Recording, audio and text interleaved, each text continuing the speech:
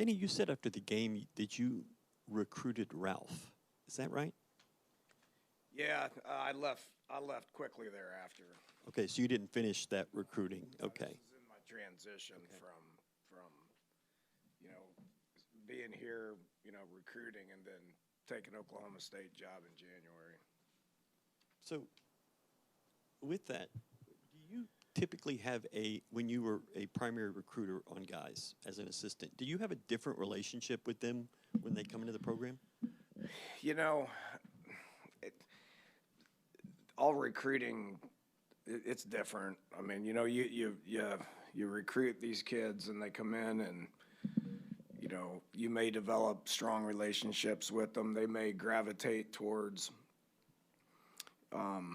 strength coaches, academic people. I mean, that's hard. I mean, obviously within the recruiting period, you get to know people. You get to know their families. And sometimes you maintain special relationships with them, and sometimes those relationships fizzle. So don't quite know where you're going with this question, but have DJ and Zach or Ralph been involved with the program since you've they been have back? very heavily. Yes, them and their families have been around.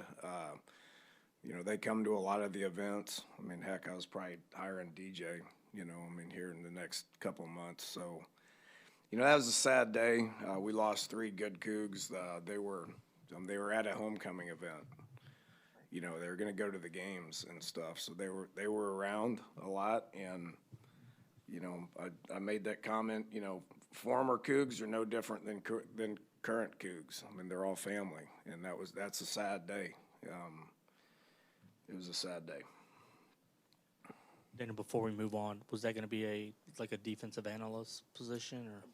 We don't know yet. We're just, he was trying to, I had a conversation with his mother a couple years ago, and he was obviously, when players get done playing, there's always that, what do you do next? What do you do next? What do you do next? Some have to hurry up and get a job real quick because they didn't make any money. I mean, DJ was a first-round draft pick, and so he had the luxury of being able to kind of, raise his daughter and try to figure out what was next, so those were ongoing conversations.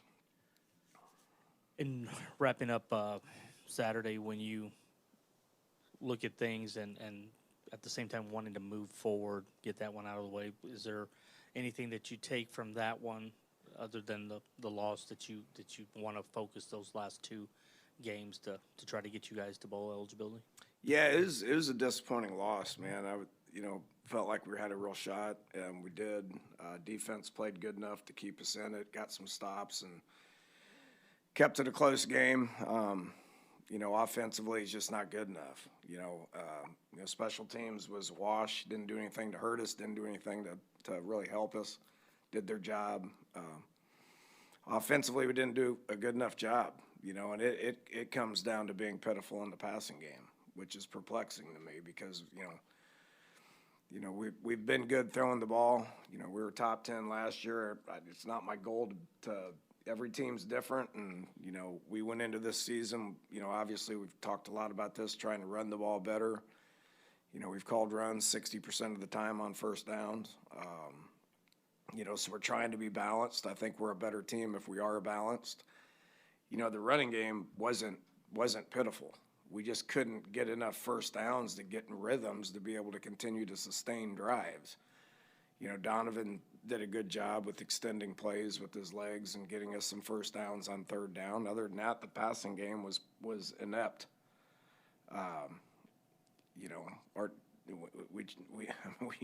We averaged 5 yards a play or whatever it was in the passing game. I mean, it's just not good enough. We were cutting routes short. Donovan I think he got spooked early. There was some pressure early in the backfield. They had a couple of D linemen that were really good. We knew that going in. We've faced good D linemen all year. You got to do a better job of making him feel comfortable back there. I think he was uneasy early. He did get out on some scrambles to get us some first downs. We hit some runs, but just in the passing game, it wasn't good enough. And You know, so we've studied that, we've looked at it, we'll make some changes and move some people around to try to create better matchups and try to get back on track this week. So, you know, there's things that we got to take from that game and we got to improve on. I can't just flush it like I did a couple weeks ago. You know, we'll have to get better in that aspect. So now there's some things that we did, you know, defensively that I was encouraged by. We need to keep pressing forward on that, obviously. You know, but disappointed in the loss. You know, what is the right balance between fighting for 6 wins and getting younger guys playing time, especially on the offensive line? Yeah, I mean, you know, playing time's going to be earned in practice. You know, and I told our guys after the game, there's a couple of guys that were upset that they didn't play. I'm like, don't be upset now. Get upset on Monday and get upset on Tuesday and get out there and practice and earn playing time. Playing time is not given. You don't just get playing time. I mean, it's got to be earned through practice. You know, young guys that fit the 4-game model, you know, if earned in practice opportunities to be able to play, like I mentioned with some receivers that need to happen, they need to practice better. If they want to earn reps, they need to practice better. That's the bottom line. That's what I'm going to tell them here at 1:15. And we're going to go practice, and if they want to play, then they need to practice better. I don't care what position that is. And you don't have an update on Chidozi's status? I do not.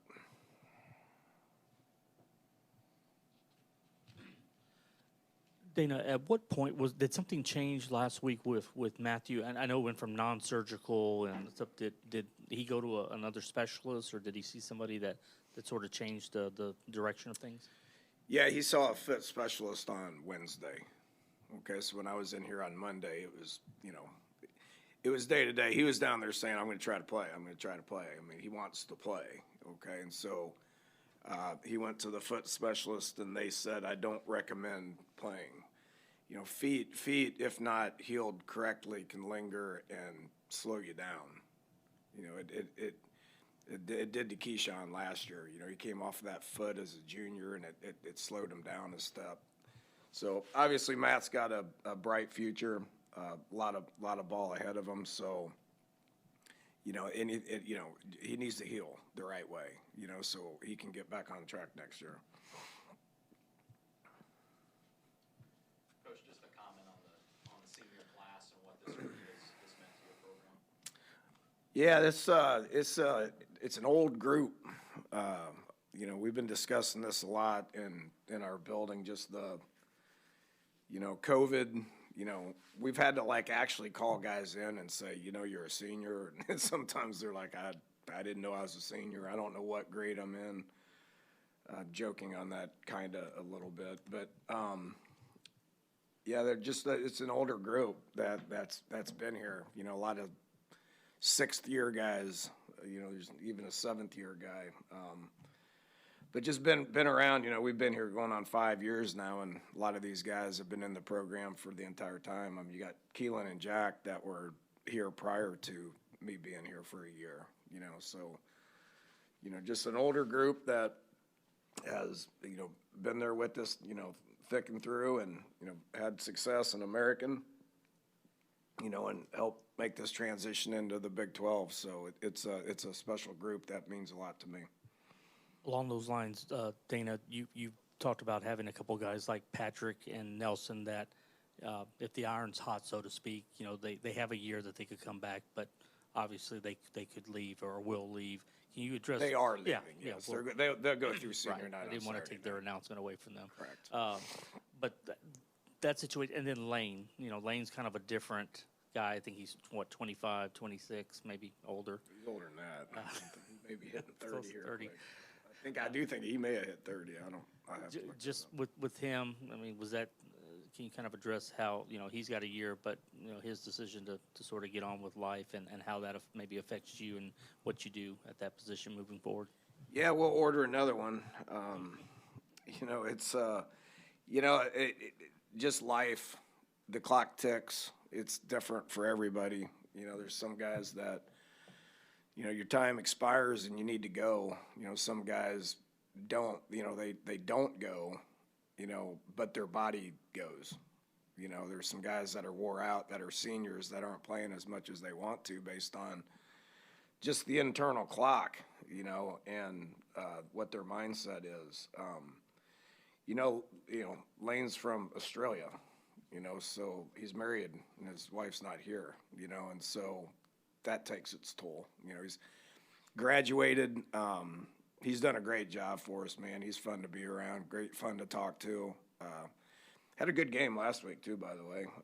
But you know, I just think it's that internal clock more than anything. He's going to try to, you know, play at the next level. You know, left-footed punters are hard to come by, you know, and so I think he's got a real shot, honestly, if he can land at the right place, and it's all about timing and stuff like that. You know, Pat and Caesar have been here 5 years. Part of the first recruiting class that we had is, you know, Pat mentioned the other day is on his timeline or something like that about being at the Post Oak in January of 2019. That was our first recruiting weekend when I got here, you know, and both Caesar and Pat were on that. So, you know, they've been here 5 years. You know, they've got their degrees. They're playing well, so we wish them the best of luck. Need to finish this year strong, and then we're going to wish them luck. They'll be in all-star games and all the rest. You know, David Ugwebu is a different type senior. You know, him and Malik Fleming, I think, are the two seniors. I don't have my list in front of me that came in and were 1 year guys. You know, but so it's a collection of older people.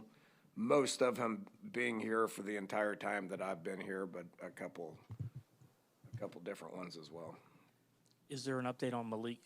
Yeah, he's fine. He was cleared Saturday, but just got cleared, you know, and so you don't want to rush that. He hadn't practiced or any of that, so he was at the game. Was upset. He loves football, wants to play, so it'd be good to get him back. And as you prepare for Oklahoma State, Ollie Gordon didn't have exactly the game that he's had this past week, but he's leading the nation. Yeah, I mean, he's one of the best backs in the country. I mean, this is going to be a heck of a challenge for us now. We're looking forward to it. They're a quality they're a quality opponent. You can take that and throw that game away last week. I mean, that was they're coming off of Bedlam. They're coming off of 5 Big 12 wins.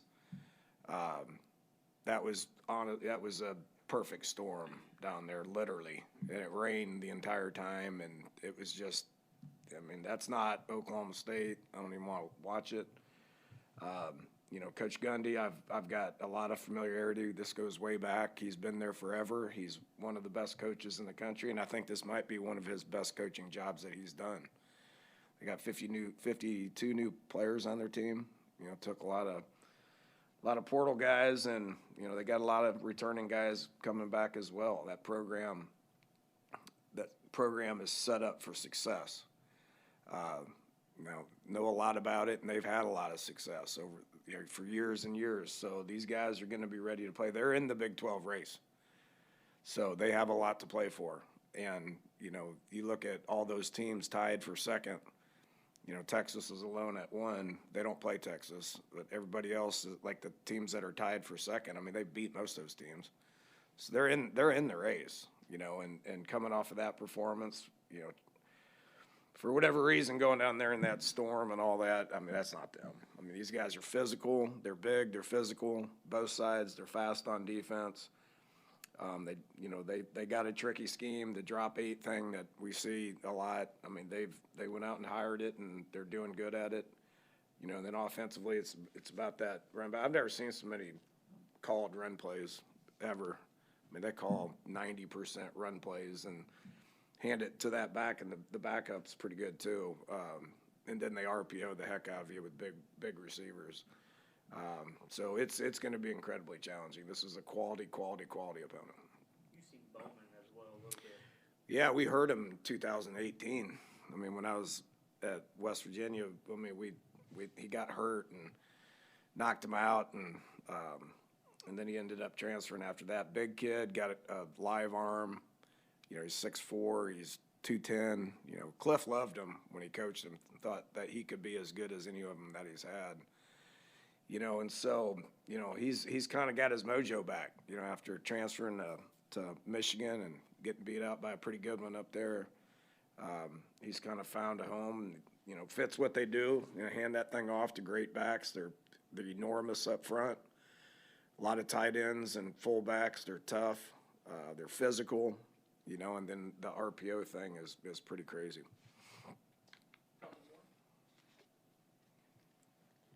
If I could just add, you know, of the newcomers, you know, each school's different in terms of going into the first year in the Big 12, what they want to accomplish. For you personally, what would have constituted, I guess, progress or goals or a successful season, knowing how tough, you know, you knew the Big 12 was going to be? Well, everybody's goal is a bowl game. I'm not going to lie about that. I mean, that's the standard with what you want it to be in. I don't care, year 1, year 10. I mean, the more we're in this, we got a lot of work to do. You know, we got a lot of work to do. Just continuous to build it, you know, and build buildings and build the roster. And, you know, there's a lot of work to do. And looking forward to all that. But with that said, I don't care if it's year 1, your goal is a bowl game. And so, but with that said, you know, it's about being competitive. It's just about being competitive. You know, and for the most part, I thought our kids have competed hard, been proud of them, had some big wins and some disappointing losses. But it's about being competitive and trying to win the next one, and our goal is to beat Oklahoma State on Saturday. When you guys announced the practice facility this week, was kind of earmarked that, hey, once Oklahoma State's done, you guys are going to start all the deal. To see that starting to Yeah. you know, shoveling ground type deal. It's critical because the recruits need to see it.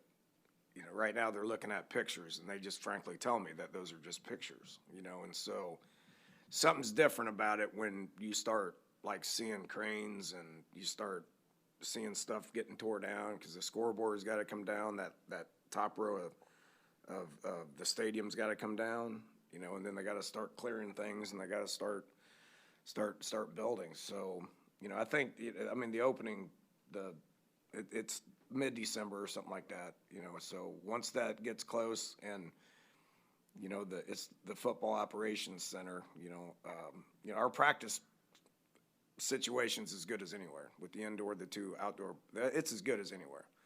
You know, this is critical for day to day, you know, and we got to start seeing some dirt moving, so our shoot, everybody can get excited about it. I mean, that's stuff that needs to happen to help move this program into the direction that it needs to go.